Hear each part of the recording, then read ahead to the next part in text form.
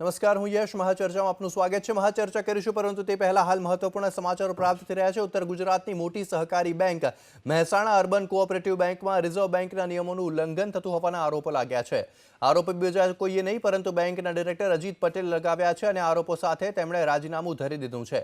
રાજીનામાનો પત્ર બેંકના ચેરમેન અને બોર્ડ ઓફ ડિરેક્ટર્સે મોકલી આપ્યો છે, જેના કારણોમાં જણાવાયું છે કે રિઝર્વ બેંકના નિયમોનું ઉલ્લંઘન થતું હોવાથી બેંકને ઘણું નુકસાન થઈ શકે તેમ છે અને બેંકનો ગ્રેડ પણ નીચો આવે તેવું લાગે છે. બેંકનો વહીવટ બેંકના નિયમો અને મલ્ટી સ્ટેટ કોઓપરેટિવ સોસાયટી એક્ટના નિયમો મુજબ નથી ચાલતો અને શેર હોલ્ડર્સની ફરિયાદોનું નિરાકરણ નથી લવાતું અને આરટીઆઈ હેઠળ માંગેલી માહિતીનો પણ જવાબ ન અપાતો હોવાનો અજીત પટેલે આરોપ લગાવ્યો છે. ડિરેક્ટર્સની જાણ બહાર ઠરાવ બુક લખાઈ જતી હોવાનો ગંભીર આરોપ પણ તેમણે લગાવ્યો અને બેંકના સીઈઓ બેંકનો વહીવટ મનસ્વીપણે ચલાવતા હોવાનો પણ આરોપ તેમણે લગાવ્યો છે.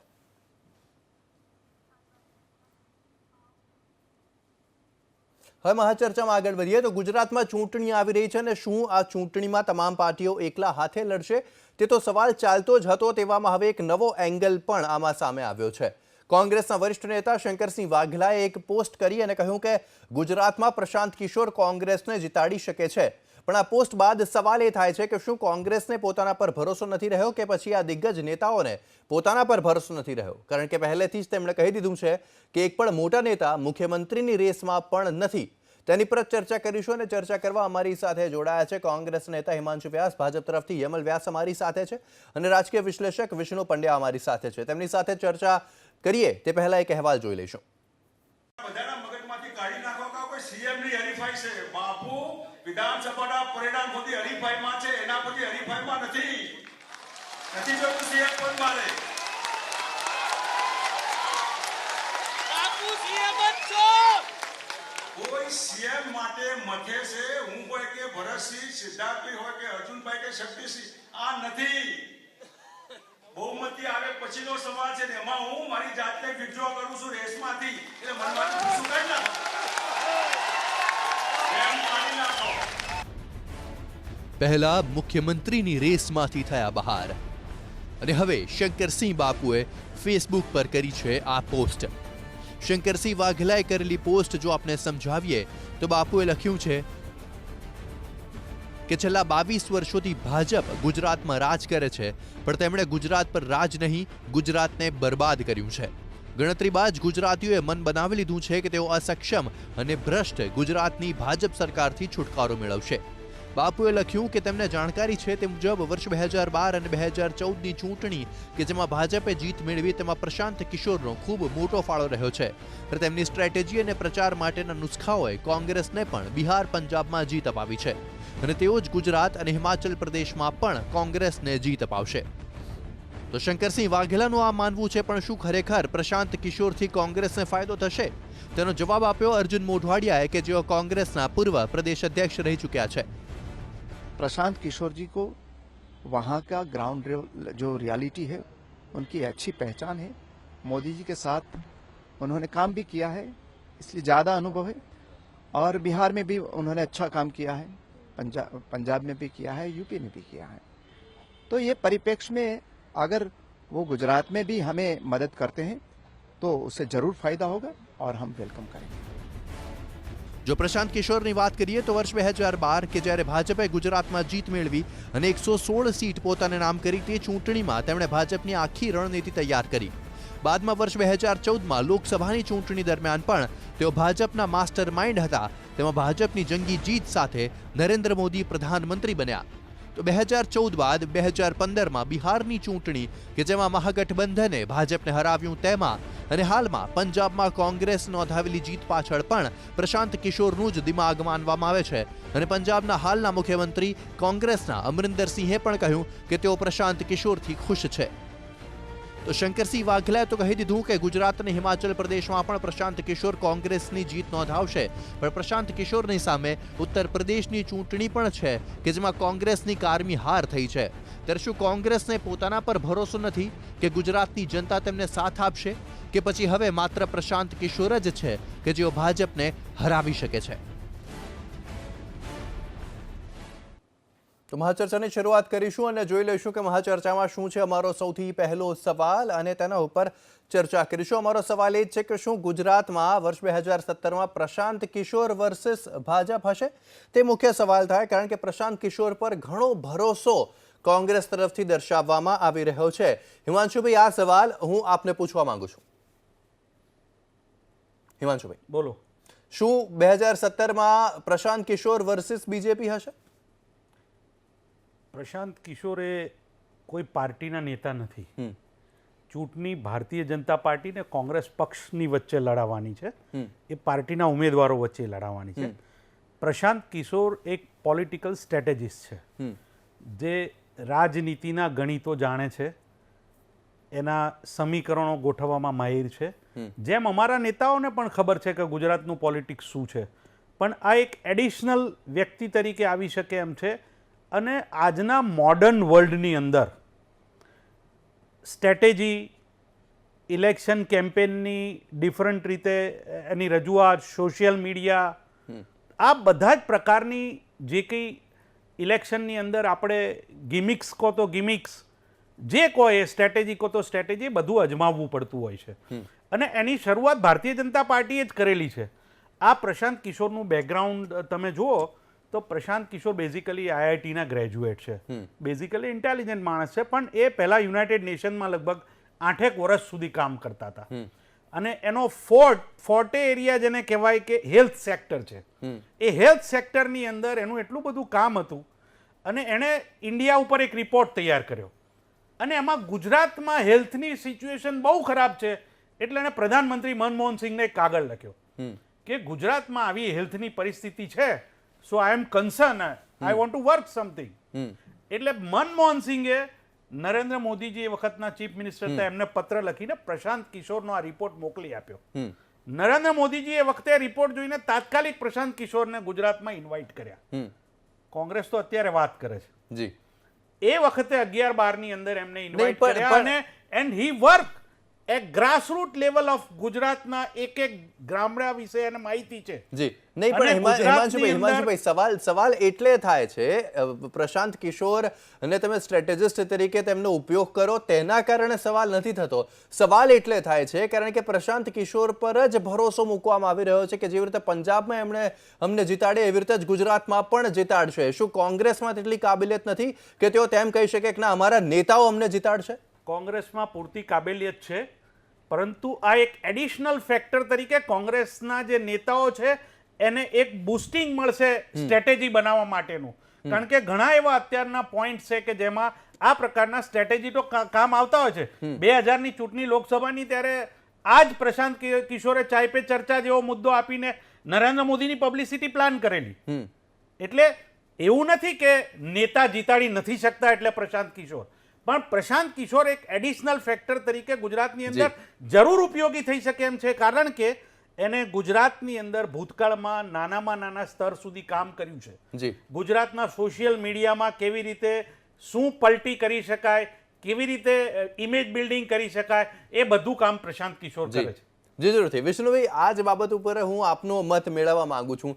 શું પ્રશાંત કિશોર જ છે કે જે કોંગ્રેસને જીતાડી શકે છે 2017માં? આમ તો એવું તો ન જ કહી શકાય કે કોઈ એક વ્યક્તિથી કોઈ પક્ષ જીતે છે. આખી પરિસ્થિતિમાં સમગ્રપણે જ લેવું જોઈએ. અને મિત્રે કહ્યું કે એ હેલ્થ ઉપર બહુ નિષ્ણાત હતા. હવે કોંગ્રેસની હેલ્થ સુધારવા એ આવતા હોય તો મોસ્ટ વેલકમ, આવવું જોઈએ. પણ માત્ર નુસ્ખાઓ, મેં હમણાં હું વાંચતો હતો શંકરસિંહજીનું જે ટ્વીટ ઉપર, એ કે નુસ્ખાઓ કરી જાણ્યા હતા 2012 ને 2014. નુસ્ખાના અલગ અલગ અર્થ થાય છે. કોંગ્રેસને ગુજરાતમાં જીતવા માટે પ્રશાંત કિશોર એકમાત્ર આધાર છે એવું માની લેવાની જરૂર નહીં. એના પોતાના કાર્યકર્તાઓ છે, એના નેતાઓ છે, એની સ્ટ્રેટેજી છે, પરિસ્થિતિ છે. અને ઘણીવાર આ સ્ટ્રેટેજિસ્ટો જે વ્યૂહરચનાકારો છે એ અદ્ભુત રીતે ગોથા ખાઈ જાય છે. ઉદાહરણ તરીકે ઉત્તર પ્રદેશમાં એમણે ખાટલાઓ, ભાઈ રાહુલ ગાંધીને ખાટલા પરિષદો કરો, ખાટલાય ગયા અને મતય ગયા. એટલે આવું પણ બને. પંજાબમાં અમરિન્દ્રસિંહ જીત્યા એનું કારણ માત્ર પ્રશાંત કિશોર નહોતા, અમરિન્દ્રસિંહની પોતાની ઇમેજ અને એની મહેનત પણ હતી. એ જ રીતે બિહારમાં ભાઈ આપણા નીતિશ કુમાર, એ જીત્યા. નરેન્દ્ર મોદીની જીતમાં પ્રશાંત કિશોરનું પ્રદાન કેટલું એ ચર્ચાનો વિષય છે. હું અંગત રીતે એમ માનું છું કે નરેન્દ્ર મોદી પોતે જ માસ્ટર સ્ટ્રેટેજિસ્ટ હતા અને છે.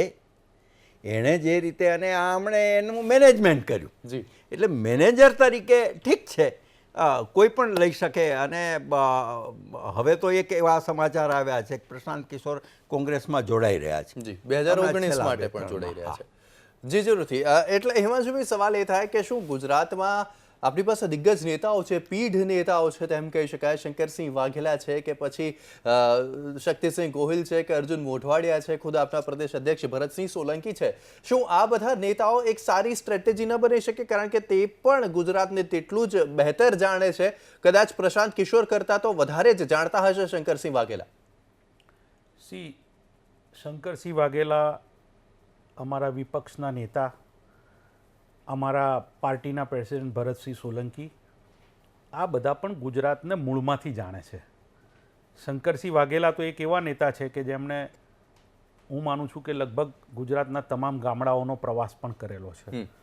ભરત સોલંકીજી એક એવા નેતા છે કે જેમણે ગુજરાતના યુવાઓમાં જબરજસ્ત કામ કરેલું છે, એનો વિશ્વાસ પ્રાપ્ત કરેલો છે અને આજે પણ બધા જ લોકો સાથે, તમામ કોમ્યુનિટી સાથે પણ એમનો એટલો જ સંવાદ રહેલો છે. એટલે અમારા નેતાઓમાં કોઈ ખોટ છે એટલે ખોટ પૂરવા પ્રશાંત કિશોરને લાવવામાં નથી આવતા. પ્રશાંત કિશોરની એક ડિફરન્ટ એબિલિટી છે જેનો ઉપયોગ ભૂતકાળમાં હાલના વડાપ્રધાન પણ ગુજરાતના મુખ્યમંત્રી તરીકે અને પાર્લામેન્ટ વખતે કરી ચૂકેલા છે.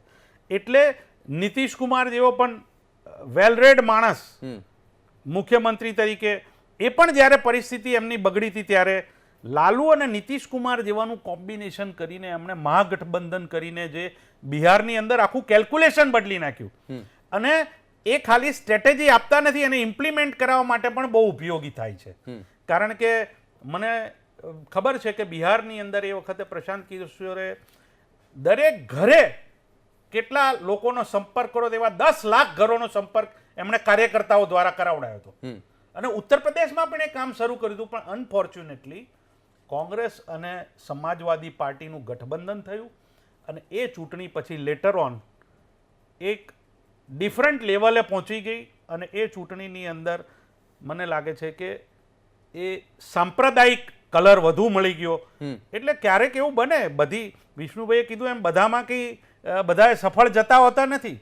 ભૂતકાળમાં પણ આપણે જોયું કે આ ભારતીય જનતા પાર્ટી કંઈ બધામાં સફળ નથી થઈ, ગમે તેવા એમના સ્ટ્રેટેજિસ્ટ નેતાઓ હતા તો પણ એ સમય હોય છે. પણ પ્રશાંત કિશોરની દ્રષ્ટિએ આપણે જોવા જઈએ તો પ્રશાંત કિશોર, જ્યારે મુરબ્બી શંકરસિંહ વાઘેલાએ ફેસબુક પર અને ટ્વિટર પર એનું નામ મૂક્યું છે કે એનો ઉપયોગ કરવો જોઈએ, એટલે કોંગ્રેસે એ કરવાનું હજી નક્કી નથી કર્યું, પણ નેતાઓ એવું વિચારે છે. તો there is nothing wrong two think about it. કારણ કે પ્રશાંત કિશોર જેવા બીજા પણ કોઈ હોય તો એનો બી ઉપયોગ કરવો જોઈએ એવું હું માનું છું. જી જરૂરથી. તો આ જ બાબત પર આપણે ચર્ચા આગળ વધારીશું, પરંતુ હાલ મહાચર્ચામાં સમય છે એક બ્રેક લેવાનો. બ્રેક બાદ આપનું સ્વાગત છે. હિમાંશુભાઈ, આપનું એ પૂછવા માંગુ છું, આપ સુરેન્દ્રનગરથી છો અને આપે જમીનના આપ કહી શકાય કે નેતા છો, કે આપે ઘણું એવું કાર્ય કર્યું છે. ત્યારે સવાલ એ થાય કે શું આ પ્રકારના પ્રોપેગેન્ડાના કારણે કે પછી ઇમેજ બિલ્ડિંગના કારણે જે ખરેખર જે નેતાઓ છે કે જેમને લોકો તેમના કામના કારણે ઓળખે છે, તેમને નુકસાન જતું તમે કદી ફીલ કર્યું છે? આમાં એવું સામાન્ય રીતે આવી બધી જે સ્ટ્રેટેજીઓ હોય એમાં કોઈ ગ્રાસરૂટના લીડરને કદી નુકસાન જતું નથી. અને જે ગ્રાસરૂટના લીડરો છે અને જે જીતી શકે એવા ઉમેદવાર છે એને કોઈ પણ સ્ટ્રેટેજીસ પણ પોતાની સ્ટ્રેટેજીમાં સમાવતા હોય છે, એનું નુકસાન એને નથી જતું. આ જે જાય છે, આ પાર્ટીઓની ઘણી બધી ડિફરન્ટ પ્રકારની લોક માન્યતા હોય છે, પરસેપ્શન્સ હોય છે. આ સ્ટ્રેટેજીસ જે આવતા હોય ને એ ઘણીવાર પાર્ટીમાં લોકોની વચ્ચેનું જે પરસેપ્શન છે ને એને બદલી શકે છે, એના માટે હવા ઊભી કરી શકે છે. પણ ગ્રાઉન્ડ લેવલે તો કાર્યકર્તા જ કામ કરતા હોય છે અને કાર્યકર્તા જ પાર્ટીને વિજય અપાવવાનું કામ કરે છે. આ એક માન્યતાઓ જે હોય એ બદલી શકે, આ એક હવા ઊભી કરી શકે. એ હવાને ગ્રાસરૂટ લેવલેથી મતપેટી સુધી લઈ જવાનું કામ છે કોંગ્રેસના કાર્યકરો જ કરવાના છે. એટલે આમાં પ્રશાંત કિશોર આવીને જીતાડી શકે કે પ્રશાંત કિશોર જ ભારતીય જનતા પાર્ટી સામે ચૂંટણી લડવાના છે એવી વાત નથી. કોંગ્રેસનો કાર્યકર માનસિક રીતે આ ચૂંટણી જબરજસ્ત રીતે લડવા માટે તૈયાર છે, પણ એક લોકોની અંદર જે સર્ટન પ્રકારના પરસેપ્શન હોય એને પોઝિટિવ કેવી રીતે કરવા, એ બધી વ્યવસ્થામાં આ સ્ટ્રેટેજીસ કામ લાગતા હોય છે. મને લાગે છે કે એમાં there is nothing wrong in this. C આ એમાં કઈ ખોટું, એવું ખોટું તો કોઈ કહી અને મોડર્ન વર્લ્ડ છે. હમણાં તમે જેવી ચૂંટણીઓ પતે છે એટલે એ દિવસથી સાંજે તમારા એક્ઝિટ પોલ શરૂ થાય છે, જેવી એના કેલ્ક્યુલેશન્સ થાય છે. એક્ઝિટ પોલ ઘણા ખોટા બી પડે છે, જી, પણ એનો મતલબ છે કે એ પ્રક્રિયાઓ બંધ નથી થતી. એ સેફોલોજીસ્ટો પહેલા એક માણસ જ બધું કર્યા કરતો હતો, હવે એવા 50 તમને જોવા મળે છે. તો મારી દ્રષ્ટિએ this type of people are useful in the campaign. જી જી જરૂરથી. વિષ્ણુભાઈ, સવાલ એ થાય કે સ્ટ્રેટેજીની જ્યારે વાત આવે તો ઉત્તર પ્રદેશમાં પરિસ્થિતિ આખી અલગ હતી, બિહારમાં પરિસ્થિતિ અલગ હતી, ત્યાં મહાગઠબંધન કરવામાં આવ્યું, ત્યારબાદ પંજાબની પણ પરિસ્થિતિ અલગ હતી. ગુજરાતની પરિસ્થિતિને જોતા શું સ્ટ્રેટેજી હવે બચી છે કોંગ્રેસ પાસે, જે ભાજપે પહેલેથી યુઝ કરી લીધી છે, એ સિવાય શું સ્ટ્રેટેજી કોંગ્રેસ પાસે બચી છે તેમ કહી શકાય? જો મને એમ લાગે છે, એટલે વ્યક્તિગત નહીં પણ આમ ઘણા બધા લોકો વિચારે છે કે કોંગ્રેસમાં અનેક પ્રશાંત કિશોરો છે, સ્ટ્રેટેજિસ્ટો છે, અને માસ્ટર સ્ટ્રેટેજી તો આપણા શંકરસિંહ વાઘેલા પણ છે. કદાચ એને કારણે જ એમણે આ એક નાનકડું પેલું મૂક્યું હોય.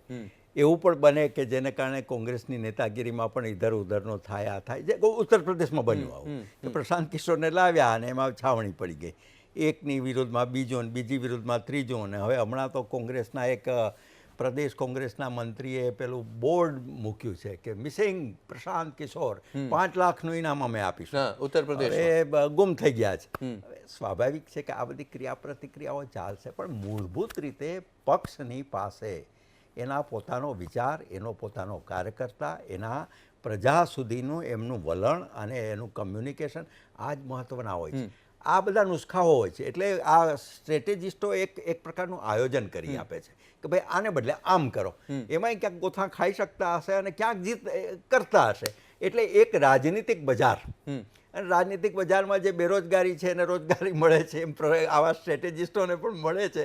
એટલા પૂરતું એમનું મહત્વ મને લાગે છે. જી જરૂરથી. હિમાંશુભાઈ, ઉત્તર પ્રદેશ અને ઉત્તરાખંડમાં કોંગ્રેસની ખૂબ જ ખરાબ હાર થઈ તેમ કહી શકાય, પણ ત્યાં પણ પ્રશાંત કિશોર જ હતા આપના સ્ટ્રેટેજિસ્ટ, સાથે સાથે પંજાબમાં પણ આપના સ્ટ્રેટેજિસ્ટ હતા પ્રશાંત કિશોર, જ્યાં તમે ઐતિહાસિક જીત મેળવી, ખૂબ મોટી જીત મેળવી પંજાબમાં. પણ પંજાબમાં તેની પાછળનું એક કારણ એ પણ હતું કે પહેલેથી તમે સીએમ કેન્ડિડેટ પ્રોજેક્ટ કરીને રાખ્યા હતા અમરિન્દર સિંહ, અને જેના કારણે કદાચ કોંગ્રેસને વધારે વોટ મળ્યા, વધારે લોકોનો સાથ મળ્યો. તો શું એ સ્ટ્રેટેજી ગુજરાતમાં અપનાવવામાં આવશે, પહેલેથી સીએમ કેન્ડિડેટ ઘોષિત કરવામાં આવશે? મારે ટેલિવિઝન પર કોંગ્રેસ શું કરવાની છે ને શું ઘોષિત કરશે નહીં કરશે એ કહી શકાય એવું નથી, કારણ કે એ કોંગ્રેસના હાઈકમાન્ડની વાત છે. અત્યારે તો સામૂહિક નેતૃત્વમાં કોંગ્રેસ ચૂંટણી લડવા જઈ રહ્યું છે, અને જ્યાં જ્યાં પ્રોગ્રામો થાય છે ત્યાં અમારું નેતૃત્વ એક સાથે આ કામગીરીમાં બધાને દેખાઈ રહ્યું છે. પરંતુ કોંગ્રેસ હાઈકમાન્ડને એવું લાગતું હોય કે અમારે કોઈ ફેસ રજૂ કરવાથી એનો એડવાન્ટેજ મળવાનો છે, તે કોંગ્રેસ હાઈકમાન્ડ કરી શકે છે. પંજાબની અંદર કર્યું છે, તો એવું જરૂરી નથી કે નહીં, પણ સામાન્ય સંજોગોમાં આવી ઘટનાઓ બહુ ઓછી બની છે. સામાન્ય સંજોગોમાં સામૂહિક નેતૃત્વ, પાર્ટી પ્રેસિડેન્ટ, સીએલપી લીડર, એ લોકો પાર્ટીનું નેતૃત્વ કરતા હોય છે, અને જીત્યા પછી જે રીતે એમએલએઝનો સેન્સ લઈને હાઈકમાન્ડ ડિસાઇડ કરે છે કે અમારે કોને મૂકવા જોઈએ. એટલે આ સ્ટેટમાં આ કર્યું તો આ સ્ટેટમાં આ કરવું જોઈએ એવી કોઈ સિમિલારિટી કોઈ રાજકીય વિચારોમાં પણ નથી હોતી, અને કોઈ પાર્ટીમાં એવી રીતે નથી હોતી. ભારતીય જનતા પાર્ટીએ ઉત્તર પ્રદેશમાં કેન્ડિડેટ ડિક્લેર નતા કર્યા. આ તો મેં સવાલ એટલે પૂછ્યો કારણ કે વિધાનસભામાં શંકરસિંહ વાઘેલા જ બોલ્યા હતા કે ગુજરાત અને પંજાબની પરિસ્થિતિ સરખી છે, પરિણામ પણ સરખા જ આવશે. પરિણામ સરખા આવશે એ વાત સાચી છે એમની, કારણ કે છેલ્લા 20 વર્ષથી જે ગુજરાતની અંદર હાલત છે અને લોકોમાં જે અનરેસ્ટ છે આ સરકાર માટે, અને મને આજે કહેવા દો કે 2014ની અંદર જે પોલિસી પેરાલિસિસની વાત યુપીએ ગવર્મેન્ટ માટે થતી હતી, એ પરિસ્થિતિ ગુજરાતની અંદર આજે પોલિસી પેરાલિસિસ છે. લોકોના કામો થતા નથી ગાંધીનગરની અંદર. એ કન્ડિશનમાં આપણે આવેલા છીએ, ત્યારે ગુજરાતની પરિસ્થિતિમાં લોકો પલટો માગે છે. અને તમે ગ્રામ્ય વિસ્તારમાં તો ફરો, ગ્રામ્ય વિસ્તારમાં તો હાલત બહુ જ ખરાબ છે પરિસ્થિતિ. જી જી, ચલો વિષ્ણુભાઈ, અગર કહી રહ્યા છે હિમાંશુભાઈ કે લોકો પલટો માંગે છે, તો શું તે પલટો જે લોકો ઈચ્છી રહ્યા છે તેઓ એક સીએમ કેન્ડિડેટ પણ જોવાનું ઈચ્છતા હશે ગુજરાતની જનતાની જો વાત કરીએ તો? વિષ્ણુભાઈ, જો દરેક વસ્તુ પોલિટિકલ પાર્ટી પોતાની નજરે જોતી હોય છે. એમને એમ લાગ્યું કે પલટો લોકો ઈચ્છે છે, એવો પણ એક મોટો વર્ગ છે કે એમ ઈચ્છે છે કે ભાઈ જે છે એ પુનરાવર્તન થવું જોઈએ, આ રહેવાનું. પણ જ્યાં સુધી સ્ટ્રેટેજિસ્ટની વાત છે એમાં થોડાક ઉમેરા કરવા જોઈએ. આ પ્રશાંત કિશોર વિશે જ આજે આપણે ચર્ચા કરીએ છીએ એને કેન્દ્રમાં રાખીને. એટલે ઉત્તરાંચલના જે હારી ચૂકેલા ચીફ મિનિસ્ટર એમણે એમ કહ્યું કે પ્રશાંત કિશોર તો અમારા માટે ચ્યવનપ્રાશ છે. હવે આજકાલ કદાચ દવાઓમાં ભેળસેળ થતી હશે એટલે ચ્યવનપ્રાશ કે વાયગ્રા કે કામ નહીં આવતા હોય એવું પણ બને, અને એ થયું. અમરેન્દ્રસિંહે પણ એમ કહ્યું કે આ અમારામાં ટોનિક છે, અને એ ટોનિક સાબિત થયું. એટલે અત્યારના સંજોગોમાં અમુક અંશે ભાગ્ય અને અમુક અંશે પરિસ્થિતિ, આ બે મહત્ત્વના કામો છે. અને હું તો લાંબા વર્ષથી પોલિટિકલ પાર્ટીની સ્ટ્રેટેજી જોતો આવ્યો છું. શરૂઆતમાં ક્યાં સ્ટ્રેટેજિસ્ટો હતા, ક્યાં પૈસા હતા, પૈસા અને આંતરિક જે લોકો હતા એ જ વ્યૂહરચનાકારો હતા અને મહત્ત્વના લોકો હતા. કેટલીક વાર પછડાટ ખાટતા, કેટલીક વાર આગળ વધતા, અને એ દ્રષ્ટિએ એ વખતે સૌથી મહત્ત્વનું ધ્યાન તો એ જ રાખવામાં આવતું કે આપણું જનતા સાથેનું કમ્યુનિકેશન કેવું છે, જનતાની પીડા અને મહત્વાકાંક્ષાને આપણે કેટલો અનુભવ કરીએ છીએ. સૌથી પ્રાથમિકતા તો આ હોવી જોઈએ. જી જરૂરથી, એ પ્રાથમિકતા અત્યારે કદાચ ઓછી થઈ ગઈ છે. વિષ્ણુભાઈ આપનો અને હિમાંશુભાઈ આપનો ચર્ચામાં જોડાવા બદલ ખૂબ ખૂબ આભાર. તો જે રીતે વિષ્ણુભાઈએ કહ્યું કે અમુક અંશે ભાગ્ય અને અમુક અંશે પરિસ્થિતિ તો હાલ શું છે તે આપ જાણો છો, પણ ભાગ્ય કોનું ઉજળું છે તે ખબર આવશે જ્યારે ચૂંટણી આવશે. મહાચર્ચામાં હાલ માત્ર આટલું જ. વધુ સમાચારો માટે આપ જોતા રહો એબીપી અસ્મિતા.